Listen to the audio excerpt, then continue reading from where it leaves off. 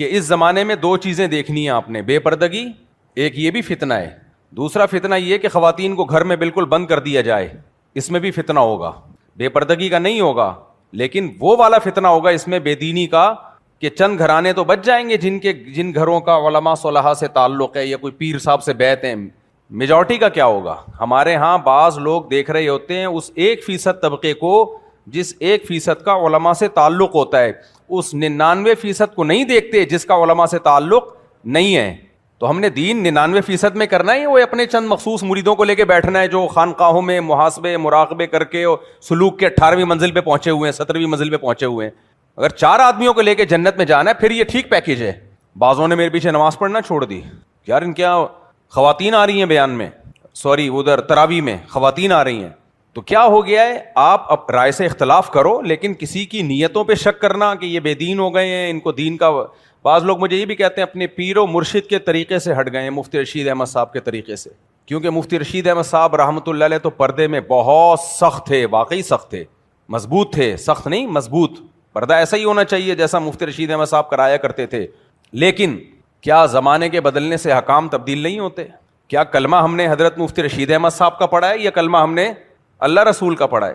دیکھو میں اس کی ایک مثال دیتا ہوں, کیونکہ یہ آج کل مجھ پہ بہت زیادہ شروع ہو گئے ہیں, جو خاص طور پہ جو پیر و مرشد ٹائپ کے لوگ ہیں نا وہ زیادہ کر رہے ہیں یہ, کیونکہ ان کے ہاں خانقاہوں میں بہت پردہ ہوتا ہے, بہت سخت SOPs ہوتی ہیں, تو وہ جب دیکھتے ہیں کہ یہاں وہ SOPs نہیں ہیں تو وہ پھر باتیں کرنا شروع ہو جاتے ہیں.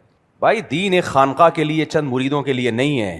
کچھ لوگ کوانٹٹی کو فوکس, کوالٹی کو فوکس کرتے ہیں, 4 آدمی بنے لیکن بہت نیک بنے, لیکن کوانٹٹی کے ساتھ ساتھ کوالٹی کے ساتھ ساتھ کوانٹٹی بھی تو ہے نا, کہ آپ زیادہ لوگوں کو دین پہ لے کر آؤ, تو اس میں جو شریعت کی بنیادیں ہیں ان پہ تو کمپرومائز نہیں ہوگا, لیکن جو طریقہ ہے اس میں لچک پیدا کی جائے گی, اس میں لچک پیدا کی جائے گی. اب میں آپ کو ایک مثال سے سمجھاتا ہوں. نبی کریم صلی اللہ علیہ وسلم کی صحیح حدیث ہے, لا تمنعوا اماء اللہ من المساجد, بخاری کی حدیث ہے, عورتوں کو مسجد میں آنے سے مت روکو. یہ حدیث ہے نبی صلی اللہ علیہ وسلم کی. آپ مجھے بتاؤ, میں ان لوگوں سے پوچھتا ہوں, ایک تو علماء اختلاف کرتے ہیں نا, وہ کہہ سکتے ہیں بھائی اس کی رائے ٹھیک نہیں ہے, اختلاف 100 دفعہ کیا جائے گا, ہم کیا, ہماری حیثیت کیا. ایک ہے نیتوں پہ شک کرنا کہ یہ بے دین ہو گئے ہیں, انہوں نے عورتوں کو آنے کی اجازت دے دی ہے, ان کا اب دین سے تعلق نہیں رہا ہے, یہ مفتی رشید احمد صاحب کے طریقے سے ہٹ چکے ہیں, یہ چونکہ مشہور ہو گئے ہیں, مشہور ہونے کے بعد اوقات بھول گئے ہیں, یہ اعتراض ہو, تبھی تو کوئی میرے پیچھے نماز پڑھنا چھوڑے گا. کیا خیال ہے؟ ورنہ صرف علمی اختلاف کی بیس پہ کوئی نماز تھوڑی چھوڑتا ہے کسی کے پیچھے. اب میں آپ سے ایک سوال پوچھتا ہوں, نبی صلی اللہ علیہ وسلم کی بخاری کی حدیث ہے, لا تمنعوا اماء اللہ من المساجد, اللہ کی بندیوں کو مسجد میں آنے سے مت روکو. یہ بخاری کی حدیث ہے. اس کے باوجود امام ابو حنیفہ رحمہ اللہ کا فتویٰ کیا ہے؟ کہ امام صاحب نے فتویٰ دیا کہ ہمارے زمانے میں عورتوں کو مسجد میں آنے کی اجازت نہیں ہے. تو کیا ہم امام حنیفہ سے بدگمان ہوئے ہیں کہ بھائی انہوں نے حدیث کی مخالفت کر دی؟ انہوں نے کہا کہ زمانے کے احکام, کچھ احکام ایسے ہوتے ہیں شریعت میں, سب احکام نہیں, کہ وہ زمانے کی وجہ سے تبدیل ہو سکتے ہیں. انہوں نے دیکھا کہ جب اس زمانے میں عورتیں وہ والا پردہ نہیں کر رہی جیسے پردہ کرنے کا حکم ہے اور فتنے کا اندیشہ ہے, تو انہوں نے فتویٰ یہی دیا کہ منع کیا جائے گا خواتین کو. صرف امام صاحب اکیلے نہیں, اور بھی بہت سارے مجتہدین ہیں. سیدہ عائشہ رضی اللہ تعالی عنہ کی بخاری ہی میں حدیث موجود ہے, لو کان النبی رأى ما رأینا لمنع نساءنا کما منعت نساء بنی اسرائیل. سیدہ عائشہ فرماتی ہیں کہ اگر نبی ہمارے زمانے کی عورتوں کو دیکھ لیتے تو ان کو مسجدوں میں آنے سے روک دیتے. اب سوچو, سیدہ عائشہ کے دور کی خواتین کا یہ حال ہے کہ وہ فرما رہی ہیں کہ عورتیں ان SOPs پہ عمل نہیں کر رہی ہیں, ان پابندیوں پہ عمل نہیں کر رہی ہیں جن پابندیوں کے ساتھ ان کو مسجد میں آنے کی پرمیشن ملی تھی. لہذا نبی ہمارے زمانے کی عورتوں کو دیکھ لیتے تو منع کر دیتے. تو امام حنیفہ نے بھی اسی کے حساب سے فتویٰ دیا, بھائی یہ زمانہ وہ زمانہ ہے جس میں فتنہ اور فساد پھیل رہا ہے, کوئی مسجد میں آنا فرض واجب تو ہے نہیں. تو اب مجھے ایک بات بتاؤ, کوئی امام ابو حنیفہ سے بدگمان ہو سکتا ہے؟ توجہ ہے نا آپ لوگوں کی. کوئی یہ کہہ سکتا ہے کہ انہوں نے حدیث کی مخالفت کی ہے؟ نہ, ہم کہیں گے بھائی ان کا مقصد حدیث کی مخالفت نہیں ہے, ان کا مقصد امت کو فتنے سے بچانا ہے, کیونکہ خواتین پابندی نہیں کر رہی ہیں. یہی تعویل کریں گے کہ نہیں کریں گے؟ اب اگر اس دور میں کوئی امام حنیفہ کے پیچھے نماز پڑھنا چھوڑ دے, کیا بھائی حدیث میں تو آتا ہے آئیں, اور یہ کہہ رہے ہیں کہ نہیں آئے, تو ہم یہ کہیں گے کہ ان مولوی صاحب کا ظرف بہت چھوٹا ہے. امام شافعی نے حکم دیا کہ آئیں گی مسجد میں، یعنی اجازت ہے آنے کی، امام حنیفہ نے کہا اجازت نہیں ہے. دونوں کے بارے میں ہمارا ظرف چھوٹا ہے یا بڑا ہے؟ بولو نا. یہ میں کچھ دینداروں کو کچھ چیزیں سکھا رہا ہوں، یہ سمجھیں. کہیں گے بھائی دونوں کا ظرف، دونوں کی نیت ٹھیک ہے. ایک نے اس پہلو کو دیکھا کہ آنے میں فتنہ زیادہ ہے، ایک نے اس پہلو کو دیکھا کہ بھائی فتنہ ہے یا نہیں ہے، یہ ان کا ہیڈیک ہے. نبی نے جب اجازت دی تو ہم دونوں سے کیا ہیں؟ کسی کی نیت پہ شک کرتے ہیں ہم؟ یا حنفیوں نے فتویٰ دیا ہو کہ امام شافعی کے پیچھے نماز جائز نہیں ہے، امام شافعی نے فتویٰ دیا ہو کہ جو ابو حنیفہ کو فالو کرتے ہیں ان کے پیچھے نماز جائز نہیں، ایسا کوئی فتویٰ دیا؟ نہیں دیا. وجہ کیا ہے بھائی؟ دونوں کی کوئی نہ کوئی لاجک بنتی ہے. اب میں ایک بات کہہ رہا ہوں، خاص طور پہ جو فقہ حنفی سے تعلق رکھنے والے لوگ ہیں وہ میرے مخاطب ہیں اس وقت. ہمارے پاکستان میں جو زیادہ تر مشائخ اور پیر و مرشد ہیں تو وہ حنفی ہیں نا، جو میرے پیچھے نماز نہیں پڑھتے ان سے بات کر رہا ہوں میں. جو مجھے کہتے ہیں کہ اس نے عورتوں کو اجازت دے دی، ویڈیو بنا رہا ہے، فلانا ڈمکانا، تو ان کا خیال یہ، جب ہم امام حنیفہ کے بارے میں ظرف بڑا رکھتے ہیں، حالانکہ ان کا قول بظاہر حدیث کے خلاف جا رہا ہے، تو میں نے اگر امام حنیفہ کے قول کے خلاف فتویٰ دے دیا، اور قول کے خلاف نہیں، یہ کہہ کے فتویٰ دے دیا کہ اگر امام ابو حنیفہ اس دور میں ہوتے تو وہ بھی خواتین کو اجازت دے دے کہ کم از کم تراویح میں اور جمعے میں آ جائیں، تو اس میں کون سی قیامت آ گئی بھائی؟ کیا خیال ہے؟ آپ کہہ سکتے ہو واہ بھائی واہ عجیب بات ہے، اس دور میں فتنہ ہو رہا ہے جب امام حنیفہ کا دور ہے، اور یہ 15ویں صدی جس میں خواتین پردے کا نام و نشان نہیں ہے، جنازے میں بھی بیوٹی پارلر سے تیار ہو کے جا رہی ہیں. خواتین کسی کا جنازہ ہونا اس میں بھی بن ٹھن کے جا رہی ہوتی ہیں، رونے میں بھی احتیاط کر رہی ہوتی ہیں وغیرہ وغیرہ. میں زیادہ خواتین کے لوگ میری میمز بننا شروع ہو جاتی ہیں. سیٹنگیں ہو رہی ہیں کماری لڑکیوں کی، لڑکوں کی جنازوں میں، تو کیا مسجدوں میں نہیں ہوں گی یہ سیٹنگیں؟ تو یہ کیسا فتویٰ مولوی طارق مسعود دے رہا ہے کہ تراویح اور جمعے کی نماز میں خواتین کو آنے کی پرمیشن ہے. جمعے کی نماز میں اس لیے کہ بیان ہوتا ہے، ایک شاعر اسلام میں سے ہے جمعہ، اور تراویح میں اس لیے کہ قرآن سن لیتی ہیں، اس بہانے 20 رکعت تراویح پڑھ لیتی ہیں، اس کے بعد درس قرآن میں شریک ہو جاتی ہیں. تو آپ کہہ سکتے ہیں کہ جی نبی کے دور، جب ابو حنیفہ رحمہ اللہ تعالیٰ کے دور میں فتنے کا اندیشہ تھا، تو اب تو یہ اندیشہ کم ہونے کے بجائے بڑھ گیا ہے. یہ اشکال بنتا ہے، تو اس اشکال کا میں جواب کئی بار دے چکا ہوں. دیکھو اس زمانے میں جو فتنہ ہے نا، بے پردگی کی وجہ سے ہونے والے فتنے کا اندیشہ تو بڑھ گیا ہے، لیکن ایک اور فتنے کا اندیشہ نہ آنے میں اور زیادہ بڑھ گیا ہے. وہ دین سے ہی گئی، الحاد، کفر، خدا کا انکار. مسجد سے اگر ان کا رشتہ نہیں ہوگا، چند عورتیں تو پیر و مرشد سے بیعت ہو جاتی ہیں، 99% بیعت ہوتی ہیں. کسی علاقے میں کوئی بزرگ رہتے ہوں، کتنی عورتوں کا ان سے تعلق ہے اس علاقے کی؟ لاکھوں میں 4 عورتوں کا ہوگا. باقیوں کے لیے کیا پیکیج ہے آپ کے پاس؟ کیا ان کو جہنم میں پھینک دیں ہم؟ ان کا ایمان بچانے کے لیے ضروری ہے کہ ان کا محلے کی مسجد سے رشتہ بولو قائم رہے. تو ابھی 2 فتنوں میں سے بڑے فتنے کو دیکھا جائے گا، ایک بے پردگی کا فتنہ ہے اور ایک کفر اور الحاد کا فتنہ ہے. خاص طور پہ باہر ملکوں میں تو اگر خواتین کا مسجد سے لنک نہیں ہے، ایمان سے گئیں وہ، کیونکہ وہ جاب کر رہی ہیں، وہ جا رہی ہیں دفتروں میں، ہر طرف. اگر آپ عورت کو مسجد سے رشتہ کاٹ دو گے، میں علماء صلحاء کے گھروں کی عورتوں کی بات نہیں کر رہا، وہ تو سن لیتی ہیں، اپنے گھروں میں سن لیتی ہیں، بیشتی زیور پڑھ لیتی ہیں، لیکن وہ کتنی فیصد ہیں بھائی؟ کتنے فیصد ہیں وہ؟ تو 99% عورتوں کے لیے کیا پیکیج ہے بھائی؟ جب امام حنیفہ کا دور تھا نا، وہ اسلامی حکومتیں تھیں، اسلامی سلطنتیں تھیں، وہاں عورت کو بے پردہ ہو کے نکلنے کی کہیں بھی اجازت تھی نہیں. اب اسلامی حکومتیں نہیں ہیں، اب کیا ہے؟ عورت کو مسجد میں آنے سے روکا تو یہ نہیں ہوگا کہ وہ گھر کی 99% عورتوں کی بات کر رہا ہوں میں، پیروں کے مریدوں کی مریدنیوں کی بات نہیں کر رہا، میں مریدنیوں کی بات نہیں کر رہا. 99% عورتیں کیا کرتی ہیں جو رمضان میں تراویح میں نہیں آتی؟ کیا وہ گھروں میں رو رو کے دعائیں مانگ رہی ہوتی ہیں؟ وہ سارے شاپنگ سینٹروں کی زینت بنی ہوئی ہوتی ہے. تنظیم اسلامی والے رمضان میں جو لمبا قیام وہ کرتے ہیں نا تراویح، اور ہر 4 رکعت کے بعد درس ہوتا ہے، بہت ساری خواتین آتی ہیں. بعض لوگوں نے اس پہ بڑے اشکالات کیے. میں نے کہا اگر یہ لوگ یہ نہ کر رہے ہوتے، یہ ساری عورتیں حیدری کے مارکیٹوں کی زینت بنی ہوئی ہوتی ہیں اس وقت. تو پریکٹیکلی کیا ہو رہا ہے؟ ان 99% خواتین جو مسجد میں نہیں آئیں گی، یہ بازاروں میں جائیں گی. اس کی آسان مثال دے دیتا ہوں. کیا ہمارے اکابر میں بنات کے مدرسوں کا کوئی ثبوت ملتا ہے؟ بولو نہیں ملتا نا. لڑکیوں کے الگ سے مدرسے نہیں ہوا کرتے تھے. لڑکیاں عالمہ بنی ہیں گھروں میں، اپنے شوہر سے، اپنے بھائی سے. حافظ ابن حجر رحمۃ اللہ علیہ بہت بڑے محدث، ان کی زوجہ عالمہ تھیں. علامہ عینی رحمۃ اللہ علیہ کے بارے میں سنا ہے کہ ان کی زوجہ بھی کیا تھیں؟ بہت بڑی عالمہ تھیں. وہ اپنی زوجہ سے باقاعدہ مدد لیا کرتے تھے علمی کاموں میں. گھروں میں عالمہ بنی ہے، مدرسے نہیں تھے باقاعدہ. وجہ کیا تھی بھائی؟ جب مسجد میں جانے کی اجازت نہیں ہے، حالانکہ وہ اجازت تو منصوص ہے، نبی صلی اللہ علیہ وسلم سے ثابت ہے، تو تعلیمی ادارے میں مدرسے میں جانے کی کیسے اجازت ہوگی؟ اس میں تو فتنہ اور بھی زیادہ ہے. لیکن جب علماء نے دیکھا کہ اب اسلامی حکومت نہیں ہے, خواتین گھروں سے نکل چکی ہیں, اب اگر آپ نے دین کے تعلیمی ادارے نہیں بنائے تو وہ یہ نہیں کہ گھروں میں رہیں گی, وہ کالج اور یونیورسٹیوں میں جا کے دنیاوی علم حاصل کریں گی, اور وہ بھی کسی حد تک اب ضرورت بن چکا ہے. رشتے ہی نہیں ہوتے اگر یہ سب عورت تعلیم حاصل نہ کرے, اور بڑے مسائل کھڑے ہوتے ہیں. خیر وہ کسی کا پرسنل معاملہ ہے کہ وہ اپنی بچی کو کالج بھیجتا ہے نہیں بھیجتا, اس میں دو رائے ہو سکتی ہیں. لیکن اتنی بات تو ہے کہ جب لڑکیاں کالج میں یونیورسٹیوں میں جا رہی ہیں تو آپ دینی تعلیم کے لیے ان کو مدرسہ پرووائڈ نہیں کر رہے, تو جو عالمہ بننا چاہتی ہیں وہ کہیں گی بھائی ہمارے پاس عالمہ بننے کے لیے تو کوئی ادارہ ہے ہی نہیں, تو ہم اسی کو ایجوکیشن سسٹم میں جائیں گے, پھر ہمیں نہیں کہنا کہ ہم دین سے دور ہو گئے. تو اس لیے علماء نے وقت کی ضرورت سمجھی اور صرف مدرسے نہیں, مدارس البنات کا ایک جال بچھا دیا پورے ملک میں, پوری دنیا میں, اور بالکل بر وقت صحیح کام کیا, حالانکہ وہ حدیث سے ثابت نہیں ہے. تو کمال کی بات ہے, جو حدیث سے ثابت ہے اس میں تو اجتہاد نہیں ہو رہا, اور جو حدیث سے ثابت نہیں ہے اس میں اجتہاد ہو گیا.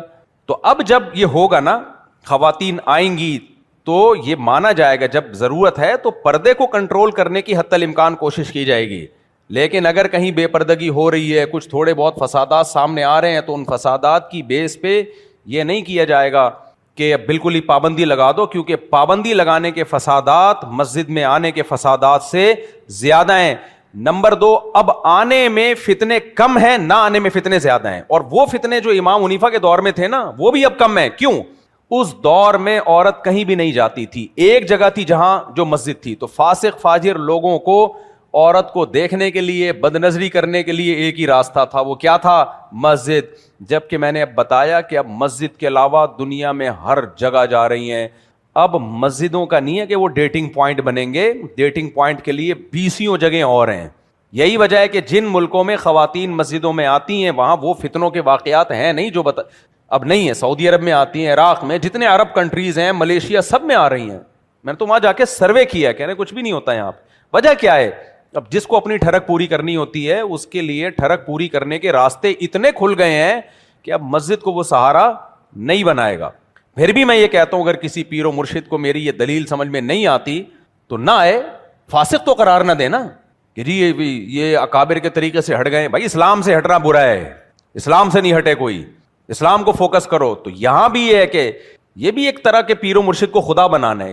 میں ان مریدوں سے کہتا ہوں تم جا کے دارالعلوم کرنگی سے فتویٰ لے آؤ, بنوری ٹاؤن سے فتویٰ لے آؤ کہ مفتی طارق مسعود جیسے آدمی کے پیچھے نماز جائز نہیں ہے, یہ فسادات پائے جاتے ہیں اس آدمی نے. وہ اگر فتویٰ دے دینا کہ ہاں جائز نہیں ہے, آپ جہاں رہتے ہو وہیں مسجد ہے, وہ اگر فتویٰ دے دیں تو آپ 100 دفعہ اس فتوے کو فالو کرو. اور اگر وہ فتویٰ نہیں دے رہے تو پھر اپنے پیر کی بات ماننا, یہ پیر پرستی ہے. کیونکہ علم صاحب فتویٰ سے لیا جائے گا. دین کا علم, دین کا علم پیر و مرشد سے نہیں پوچھا جاتا کہ کس کے پیچھے نماز پڑھنی ہے کس کے پیچھے نہیں پڑھنی ہے. فتویٰ مفتیوں سے لیا جاتا ہے. آپ کو میرے فتوے پہ اعتماد نہیں ہے, آپ بنوری ٹاؤن سے فتویٰ لے آؤ, آپ دارالعلوم کرنگی سے فتویٰ لے آؤ. وہ اگر آپ کو فتویٰ دے دیں کہ جی یہ جو جس امام کے اندر یہ چیزیں پائی جائیں اس امام کے پیچھے نماز جائز نہیں ہے, پھر آپ نماز نہ پڑھو. ایسا اگر فتویٰ نہیں ہے آپ کے پاس تو اپنے پیر کے کہنے پر اگر آپ محلے کی مسجد میں جماعت چھوڑو گے, یہ فتنہ پھیلانے والی بات ہے, یہ امت میں انتشار پیدا کرنے والی بات ہے. یہ آپ اپنے مریدوں کو کم ظرف بنا رہے ہو, بلکہ حقیقت میں ایک نیا فرقہ لانچ کر رہے ہو آپ, ایک نیا فرقہ لانچ کر رہے ہو آپ. تو یہ ناجائز ہے, غلط ہے. دوسرا اعتراض جو ہم پہ کیا جاتا ہے, یہ مسئلہ سمجھ گئے کہ نہیں سمجھ گئے, کہ ویڈیو بنواتے ہیں جی, سیلفیاں بنواتے ہیں. ویڈیو بنانا یا سیلفی بنانا, ڈیجیٹل ویڈیو, اس کا تصویر ہونا پوری دنیا کے علماء تو دور کی بات, خود علماء دیوبند میں اختلافی مسئلہ ہی ہے. فاسق قرار دینے کے لیے ضروری ہے کہ کوئی مسئلہ چاروں اماموں کے نزدیک کیا ہو, چاروں فقہ کے ماننے والوں کے نزدیک. دیکھو جھینگا کھانا میں جائز نہیں سمجھتا, جھینگا کھانا فقہ حنفی میں جائز نہیں, لیکن کوئی کھا رہا ہو اس کو فاسق نہیں قرار دیتا میں, فاسق نہیں قرار دیتا میں اس کو کہ یہ کبیرہ گناہ کا مرتکب ہے. بھائی کبیرہ گناہ کا اطلاق اسی گناہ پر ہوگا جو چاروں ائمہ کے نزدیک کیا ہو, ناجائز ہو, اختلاف کی گنجائش نہ ہو. تو صرف احناف میں نہیں, احناف کا بھی ایک پارٹ ہے نا علماء دیوبند. احناف تو پوری دنیا میں, عرب میں بھی ہیں, مدینہ میں بھی حنفی علماء ہیں, مکہ میں بھی حنفی علماء ہیں, ایران میں بھی بہت ہیں, افغانستان میں بھی بہت ہیں, اور آذربائیجان میں, ازبکستان میں, شام میں, مصر میں, ہر جگہ دنیا میں پھیلے ہوئے ہیں. لیکن علماء دیوبند ان میں سے ایک مخصوص طبقے کو کہا جاتا ہے. تو صرف احناف میں نہیں, علماء دیوبند کے اندر بھی یہ اختلافی مسئلہ ہے اس پہ تو حضرت مفتی رفیع عثمانی صاحب جو مفتی اعظم پاکستان تھے, ان کا باقاعدہ فتویٰ ہے, میں نے خود اپنی کانوں سے ان سے سنا ہے براہ راست کہ یہ تصویر میں داخل نہیں ہے. ان کو اس پہ بہت تحفظات تھے. جب تصویر ہی نہیں ہے ان کی نزدیک, تو جب تصویر نہیں ہے تو سیلفی کھنچوانے والے کو یا اپنی ویڈیو بنوانے والے کو فاسق قرار دیا جا سکتا ہے. زیادہ سے زیادہ آپ یہ کہو گے کہ ہماری رائے میں یہ ٹھیک نہیں ہے. پھر آپ حرم کیا کیسے جاتے ہو؟ حرم میں تو ساری تراویح ویڈیو پہ آتی ہے, وہاں بھی نہ پڑھو آپ نماز, اور حرم میں 24 گھنٹے ویڈیو بن رہی ہے. ہمارے ہاں تو بیان کے دوران ویڈیو بن رہی ہے نا, حرم میں 24 گھنٹے وہاں نمازیوں کی اور امام کی ویڈیو بن رہی ہوتی ہے. آپ اپنے ٹی وی پہ یہاں بیٹھ کے دیکھ سکتے ہو, وہاں کیا تعویل کرو گے آپ؟ سارے ہی فاسق ہو گئے تو بچے گا کون میرے بھائی جنت میں جانے کے لیے؟ تو اس لیے اپنے پیر و مرشد کو پیر و مرشدی بناؤ, خدا بنانے کی کوشش مت کرو. ہمارے پیر و مرشد مفتی رشید احمد صاحب رحمۃ اللہ علیہ تھے, لیکن ہم نے جب دیکھا کچھ مسائل میں تو فوراً اختلاف کر لیا. اس میں کون سی ایسی بات ہے؟ ہمارے حضرت فٹ بال کو حرام لکھا ہے سلفتاوا میں.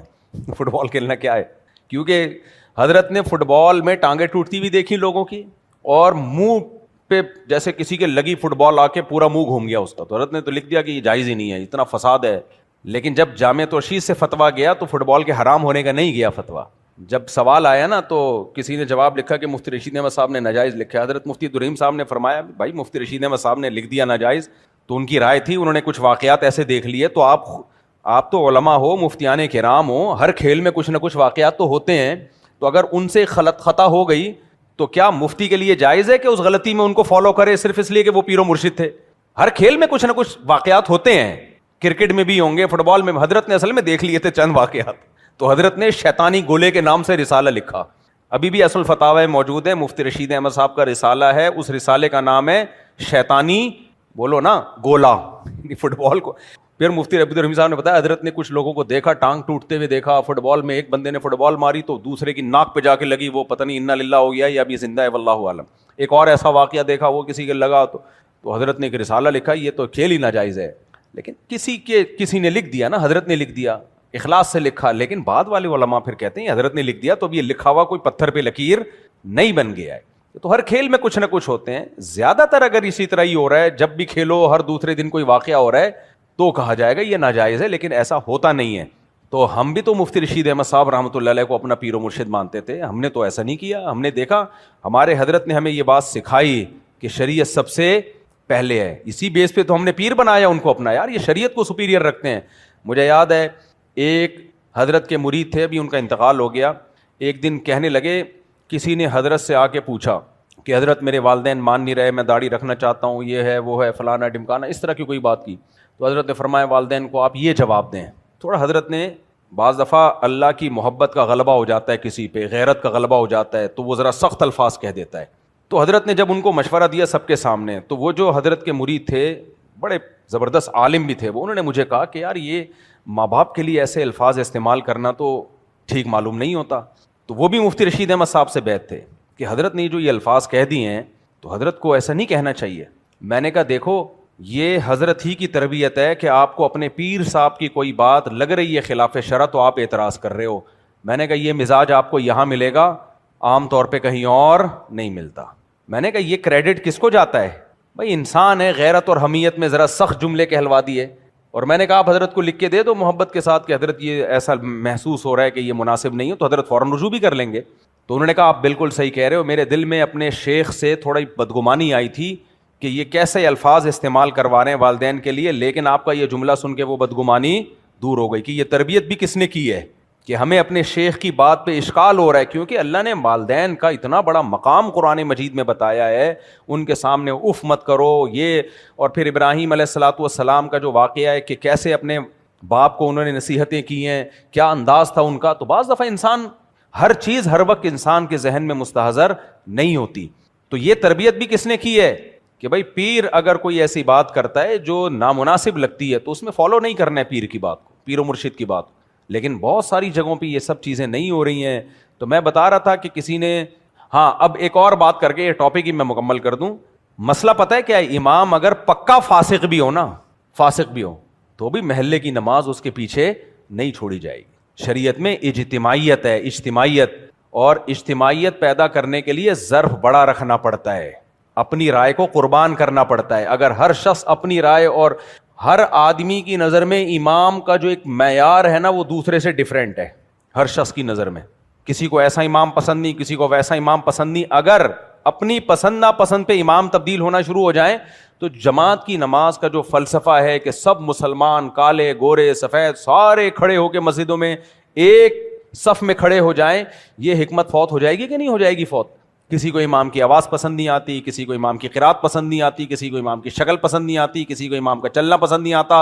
اسلام نے بولا ہے بھائی اجتماعیت دیکھی جائے گی, اجتماعیت کی خاطر اپنی انفرادی رائے کو قربان کیا جائے گا. مسجدوں میں کچھ پنچایتی ہمیشہ سے ہوتے ہیں جن کو امام اچھا نہیں لگتا, آ کے پوچھتے ہیں امام میں یہ ہے امام میں یہ. بھائی آپ کو نماز مسجد میں آ کے جماعت سے پڑھنی ہے, امام آپ کو اچھا لگے یا امام آپ کو اچھا نہ لگے. کیوں؟ اجتماعیت اس وقت تک قائم رکھنا ممکن نہیں ہے جب تک آپ اپنی رائے کو قربان نہ کر دیں. جوڑ پیدا کرنے کے لیے اپنی رائے سے پیچھے ہٹنا پڑتا ہے. اور آج کل خانقاہوں میں جو پیر و مرشد لوگ سکھا رہے ہوتے ہیں, زیادہ تر, سب کی بات نہیں کر رہا, وہ جوڑ نہیں سکھا رہے ہوتے, وہ توڑ سکھا رہے ہوتے ہیں. کوئی کسی پیر سے جا کے بیعت ہو جائے نا, سب سے پہلے اپنی مسجد کے امام کے کیڑے نکالنا شروع کر دیتا ہے, کیونکہ وہاں پیر کو دیکھتا ہے وہ تقوی کا جو ان کا معیار ہے وہ تو نظر خرامہ خرامہ چل رہے ہیں, اور ایسے وہ امام کو دیکھتا ہے تو سب سے پہلے کہاں کیڑے نکالتا ہے؟ امام ایسا. ابے بھائی تم اپنے امام سے محبت کرو, اس کے پیچھے نماز پڑھتے ہو تم. دوسری خرابی کیا ہوتی ہے؟ پیر سے بیعت ہوئے, ابا سائڈ پہ ہو گئے, پیر ابا بن گیا اور ابا کی 2 ٹکے کی حیثیت نہیں رہی ہے گھر میں. ایک مرید نے مجھے کہا کہ میرے پیر صاحب کہتے ہیں ٹنڈ کرواؤ. وہ مرید بڑا مالدار تھا, کہہ رہے میرے ماں باپ کہتے ہیں ٹنڈ نہیں کراؤ. میرے والدین کیا کہتے ہیں؟ مالدار گھروں میں بچے ٹنڈے پنڈے ان کو اچھے, غریب آدمی تو ٹنڈ ہو یا نہ ہو ان کو پرسنالٹی کی ظاہر ہے, بیچاروں کے پیسہ نہیں ہے تو لباس نہیں ہے تو گاڑی نہیں ہے, وہ بیچارے جگی میں. لیکن جو جتنا مال آتا ہے نا تو انسان کا لیونگ اسٹینڈرڈ اسی حساب سے بول لو یار بڑھتا ہے. مثال کے طور پر ایک مثال دیتا ہوں. ہمارے حضرت سے ایک صاحب بیعت ہوئے آ کے, بعد میں شہید ہو گئے, ظالموں نے شہید کر دیا ان کو, اللہ ان کی شہادت قبول کرے. بیعت ہوئے تو وہ ہر وقت بال بنا کے رکھیں گے اور سرما یا جو بھی ان کا فیشن ہوگا, ہر وقت داڑھی بھی اور ویسٹ کوٹ اور استری, اور اتنا ایک بل بھی نہ آیا ایسے بالکل. ہمارے شیخ حضرت مفتی عبدالرحیم صاحب کہتے ہیں مجھے خیال ہوا میں ان کو سمجھاؤں گا کیا, یہ زنانہ پن ہے یار, ہر وقت نوک پلک درست کرتے رہنا. بھائی شیخ کا کام ہوتا ہے مرید کو سمجھائے نا, یہ بھی تو تربیت کا حصہ ہے. ہر وقت اپنے آپ پہ کہ میں اچھا لگوں, ہر وقت یہ فکر, کبھی کبھار تو تھوڑے بہت چلتا ہے یار. اتنا زیادہ ہر وقت وہ اپنے آپ کو بنا سنوار کے رکھتے تھے. تو کہتے ہیں میں نے ارادہ کیا میں ان کو تنبیہ کرتا ہوں, لیکن مجھے پتا چلا یہ ایکٹر تھے, توبہ کر کے اسلام قبول کیا. کہتے ہیں بس میں نے ارادہ ترک کر دیا, کیونکہ جب یہ ایکٹر تھے نا تو اس سے بھی زیادہ اب کچھ تو وہ چیز رہ جائے گی نا باقی. تو کہا میں نے کہا یہ معذور ہے, ان کو چھوڑ دو, یہ اتنا بھی ہے تو انہیں داڑھی رکھ لی, بس یہ بڑی غنیمت کی بات ہے. تو جیسے جیسے انسان کا مالی لحاظ سے اسٹینڈرڈ بڑھتا ہے, اس کا لیونگ اسٹینڈرڈ, اس کی پرسنالٹی, اس کا رکھ رکھاؤ اسی حساب سے کیا ہوتا ہے, بولو نا, بڑھتا ہے. اب وہ بڑے مالدار گھرانے کے تھے, پیر صاحب نے حکم دیا کیا کرا لو, ٹنڈ. اب ان کے ماں باپ کو لگا کہ یار ٹنڈ کرائیں گے تو ہم جب بڑی بڑی محفلوں میں جانا ہوتا ہے تو اب ٹنڈا پنڈا بچہ اچھا نہیں لگے گا. اب ماں کو بھی برا لگا, نہیں ٹنڈ کراؤ. اب پیر صاحب کہہ رہے ہیں میرا حکم ہے ٹنڈ کراؤ, ابا بھی کہہ رہے ہیں ٹنڈ نہیں کراؤ. اب وہ پیر صاحب کا حکم مان کے ایک دفعہ تو ٹنڈ کرا لی انہوں نے, دوبارہ پیر صاحب نے کہا ٹنڈ کراؤ, ماں, اور ایک جھگڑا میرے پاس آیا جھگڑا. میں نے کہا یار, میں نے کہا خدا کے بندے, جس باپ نے تمہیں پیدا کیا, کھلایا پلایا, جس ماں نے دودھ پلایا, وہ پیر کے مقابلے میں اس کو ویلیو کہہ رہے ہیں نہیں جی پیر صاحب روحانی ترقی کا ذریعہ ہے, ماں باپ جسمانی ترقی کا ذریعہ ہے, تو روحانی ترقی کی ویلیو جسمانی ترقی سے زیادہ ہے. میں نے کہا محنت کس کی زیادہ ہے, محنت ساری زندگی محنت ماں اور باپ نے کی ہے, اور یہ روحانی ترقی میں سب سے پہلے تو ایمان ہے. ایمان کہاں سے ملا ہے؟ پیر صاحب سے ملا ہے, ماں باپ سے ملا ہے. ماں باپ کے گھر, مسلمان ماں باپ کے گھر پیدا ہوئے ہو, بیسک تو ماں باپ نے بنائی ہے.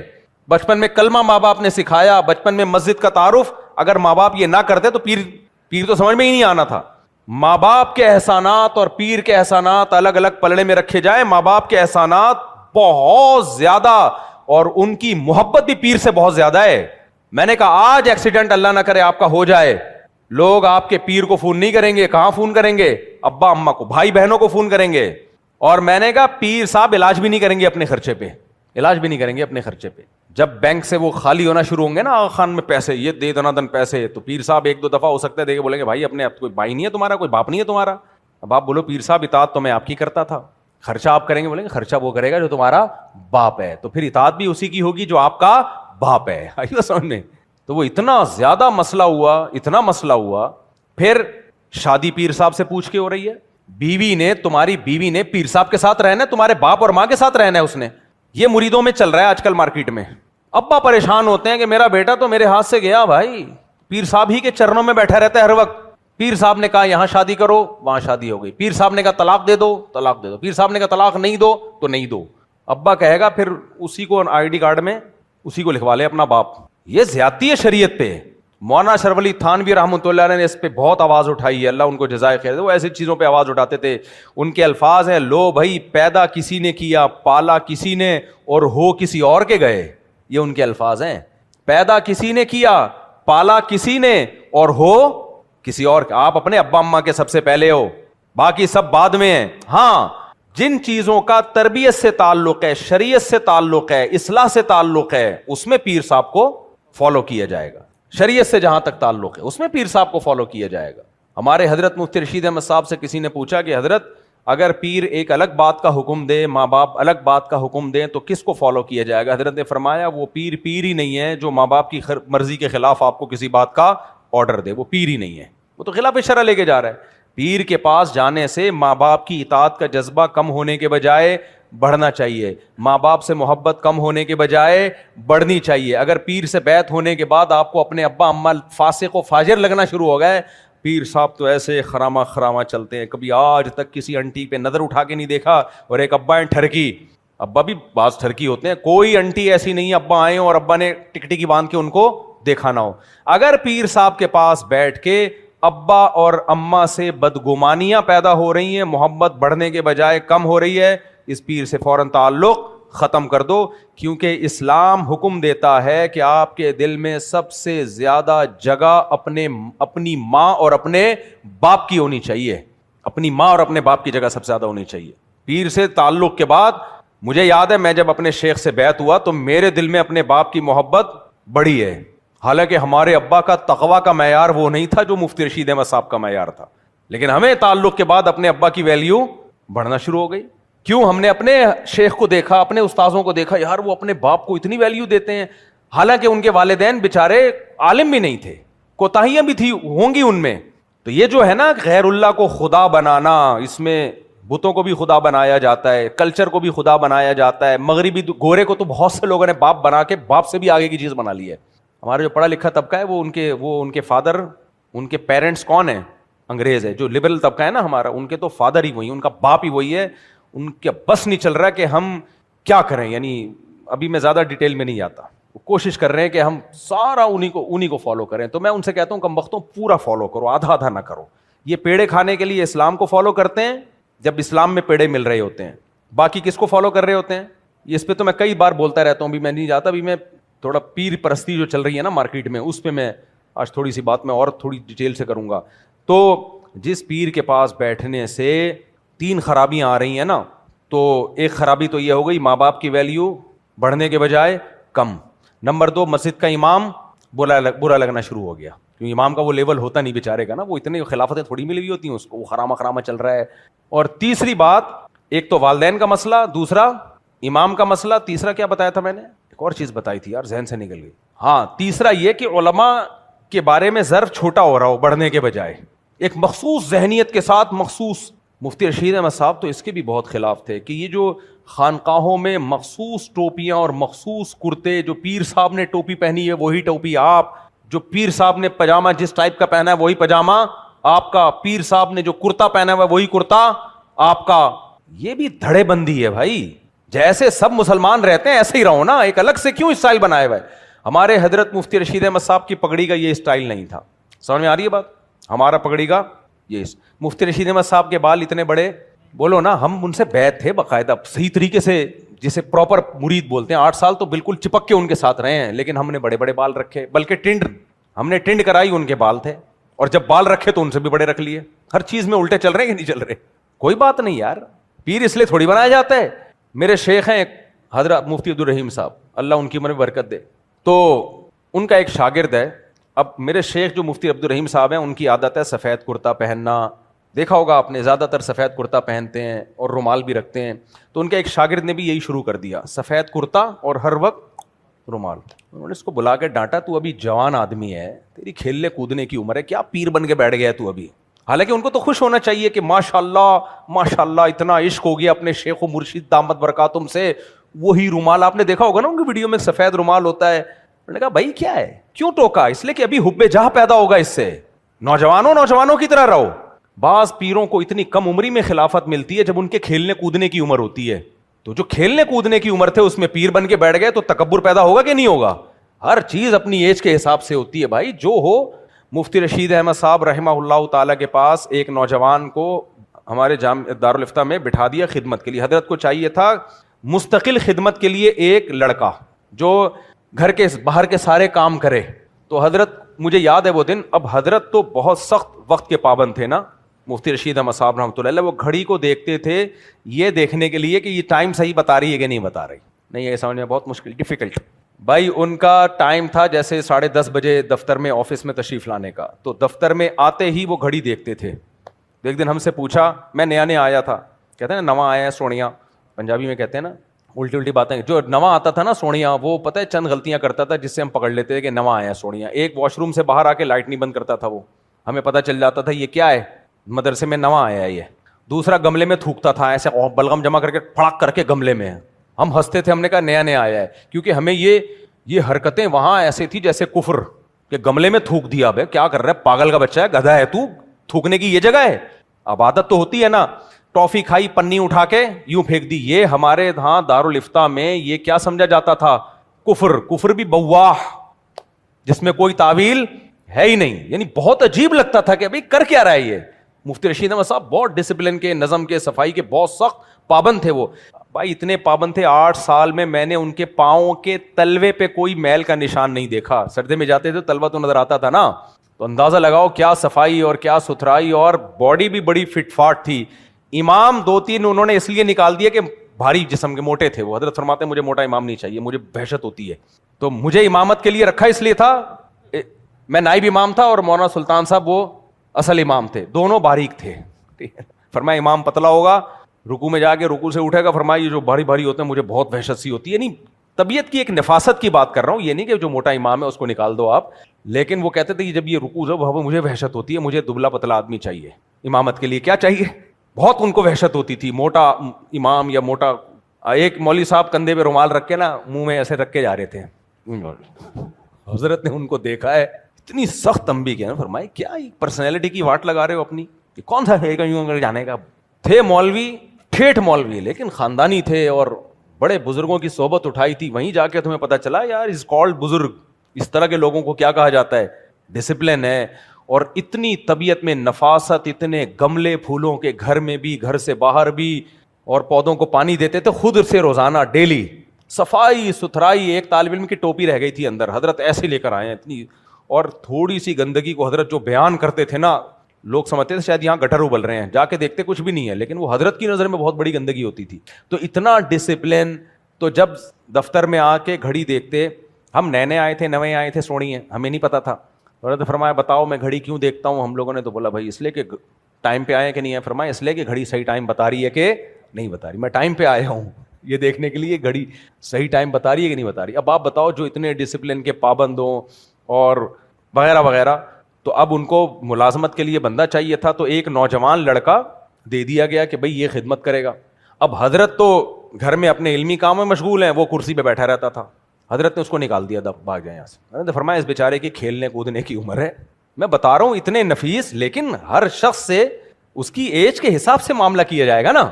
فرمایا اس کی کھیلنے کودنے کی عمر ہے, اس بیچارے کو یہاں لا کے باؤنڈ کر دیا, 6 گھنٹے بیٹھا رہتا ہے ایسے بت بن کے. یہ اس کو بولا جاؤ باہر کے لیے, والی جاب اس کے لیے سوٹیبل نہیں ہے. تو ہر شخص کی ایک ایج ہوتی ہے, عمر ہوتی ہے, اس کے بعد آہستہ آہستہ خود بخود وقار آنا شروع ہوتا ہے. بعض پیر و مرشد ایسے ہیں, میں کہتا ہوں تمہاری کھیلنے کودنے کی عمر ہے, بھاگو دوڑو, گھڑ سواری کرو, شادیاں کرو. فی الحال فوکس کس کو کرو, خیر یہ ایڈ اضافی کر دیا, شادیاں ہر عمر میں کرو, اس کے لیے عمر کی کوئی قید نہیں ہے.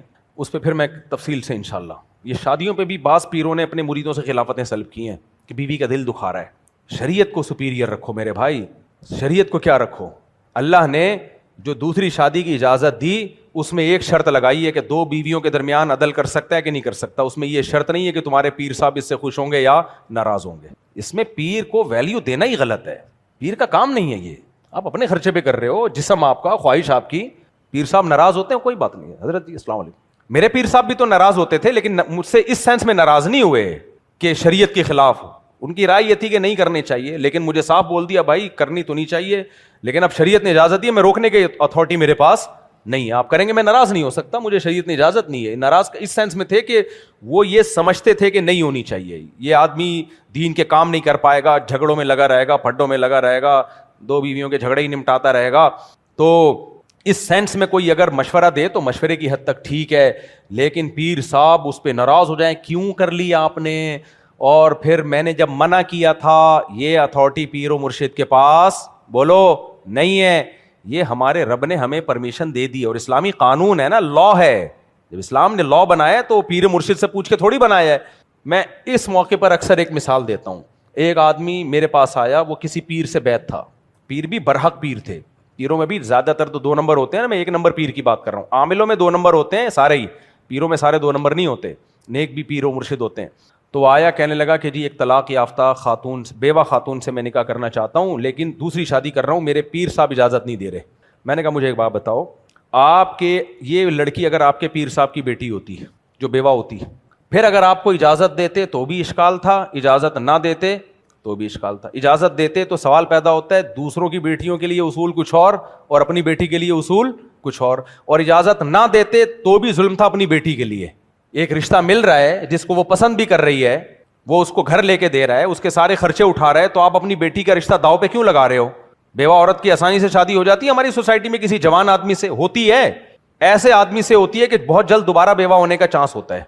بیوہ عورت کی شادی جس بندے سے ہوتی ہے نا, آپ دیکھ لو جو بھی بیوہ عورت شادی کرتی ہے دوبارہ بیوہ ہو جاتی ہے, پھر شادی کرتی ہے بہت جلدی. تو لوگ اس کو منحوس سمجھنا شروع کر دیتے ہیں, یار جس عورت سے شادی, جس مرد سے شادی کرے وہ مر جاتا ہے. بھائی وہ شادی ہی ایسے بڈھے سے ہو رہی ہوتی ہے کہ وہ واجب الانتقال ہوتا ہے. ایک تو واجب الچماٹ ہوتا ہے نا, ایک ہوتا ہے واجب الانتقال جس کا تھوڑے دنوں میں انتقال ہونے والا ہے. تو بیوہ عورتیں کی بیچاریوں کے, جوان آدمیوں کے تھوڑی رشتے آتے ہیں. میں نے کہا یار اگر تم اس شادی سے انکار کرو گے اپنے پیر کے کہنے پہ, یہ کسی لڑکی کے ساتھ ظلم اور زیادتی ہے. اللہ نے اجازت اسی لیے دی ہے کہ یہ ساری عورتوں کو اللہ دیکھتا ہے, صرف پیر صاحب کا علم اتنا کامل تھوڑی ہے کہ وہ شریعت سے آگے نکل جائیں, اتنا کامل تھوڑی ہے.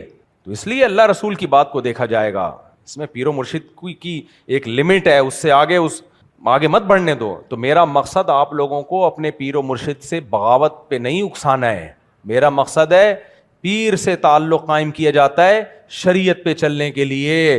اگر پیر ہی مقصود کائنات بن جائے ختم, پھر یہ وہی غلو ہے جو یہود و نصارہ میں آیا, یہ وہی غلو ہے جو بدعتی لوگوں میں ہوتا ہے. اور کئی مسائل آ رہے ہیں ذہن میں, 3 باتیں ہو گئی نا. جس پیر کے ساتھ بیٹھ کے کیا ہو رہا ہے, مسجد کے امام کی عقیدت بڑھنے کے بجائے کم, اگر عقیدت بڑھ رہی ہے امام سے, علماء سے, چاہے ان کا وہ تقوی کا وہ لیول نہ ہو, کوئی مسئلہ نہیں. میں نے دیکھا جب کوئی کسی پیر سے جا کے بیعت ہوتا ہے نا, مسجد کے امام کے کیڑے سب سے پہلے نکالتا ہے. یہی تمام تنظیموں میں بھی ہو رہا ہے. تنظیموں جو ہماری دینی تنظیمیں ہیں, میں نام لے کے نہیں رد کرتا تنظیموں پہ, ان میں بھی یہی ہوتا ہے. آپ کسی بڑے اسکالر کو سننا شروع کر دیں, مسجد کے امام تو 2 ٹکے کی حیثیت ہی نہیں رہتی, کیڑے نکالتا ہے. اس امام کو کیا پتا بھائی, یہ اس کا وہ لیول نہیں ہے. آپ اس سے اس بیس پہ محبت کریں کہ آپ کے محلے کا امام ہے. جہاں جس کے ساتھ تعلق قائم کرنے میں پازیٹیوٹی پیدا ہو رہی ہے, مثبت سوچ بن رہی ہے, سمجھ لو برحق پیر ہے. اور جس کے ساتھ تعلق قائم کرنے میں ایسا لگ رہا ہے کہ یہی ہے, باقی سارے تو پکوڑے بیچ رہے ہیں, باقیوں کو تو کچھ پتہ ہی نہیں ہے, تو سمجھ لو مجھے پیر غلط ٹریک پہ لے کے چل رہا ہے, یہ غلط. تو پہلا مسئلہ کیا ہوا, مسجد کے امام سے عقیدت بڑھنی چاہیے پیر صاحب سے تعلق قائم کرنے کے بعد, اس کے پیچھے نماز کی ویلیو بڑھنی چاہیے. نمبر 2, ماں باپ کی ویلیو کم ہونے کے بجائے چاہے فاسق ماں باپ ہوں, میں نیک ماں باپ کی تو بات ہی نہیں کر رہا. نمبر 3, علماء سے محبت کم ہونے کے بجائے بڑھنی چاہیے. نمبر 4, ٹنڈ نہیں کرائے اگر ماں باپ راضی نہ ہو, تو ٹنڈ نہ کرائے. لوگ کہتے ہیں بھائی اصلاح کی چیزوں میں تو پیر کی اطاعت لازم ہے نا, تو ٹنڈ کا تعلق اصلاح سے, جب دہشت گردی ختم ہو جائے گی تو دہشت گردی ختم ہونے سے نہیں, ٹرینڈ ختم ہو جائے گی تو عورتیں آنکھ مٹکا ہی نہیں کریں گی, جب آنکھ مٹکا ہی نہیں ہوگا تو بڑھ جائے گا, تو یہ اصلاح سے اس لیے پیر صاحب نے ٹرینڈ کرا دی ہے. وہ ٹھیک ہے, لیکن ماں باپ کے دل پہ جو زخم لگ رہے ہیں وہ بھی تو ایک بری چیز ہے نا, تو اس کا علاج کسی اور طریقے سے کیا جائے, ماں باپ کو منا لیا جائے, مان جائیں تو اچھی بات ہے, نہیں مان رہے تو اس کی بات ہو رہی ہے, اور دوسری بات یہ اور بھی کچھ باتیں. چوتھی ایک بہت اہم ترین بات, وہ پیر جس کے پاس بیٹھ کے چستی کے بجائے سستی پیدا ہو رہی ہے, یہ ایک بہت بڑا, فری پھوکٹ کے لنگر کھانے کی عادت پڑ رہی ہے, گردن پتلی ہونے کے بجائے, منہ سے بولو یار, موٹی ہو رہی ہے, توند کم ہونے کے بجائے بڑھ رہی ہے, وہ پیر بھی اس لائق نہیں ہے کہ اس سے اصلاحی تعلق قائم کیا. کیونکہ بہت سارے پیر ایسے ہیں, آپ بڑے ایکٹیو تھے.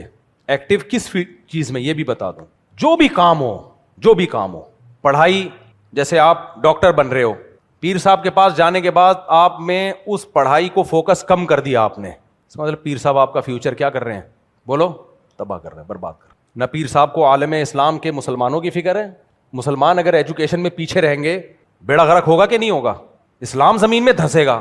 سارے تہجد گزار اللہ اللہ کرنے والے مسلمان بن جائیں, یہ بنے ہوئے تھے,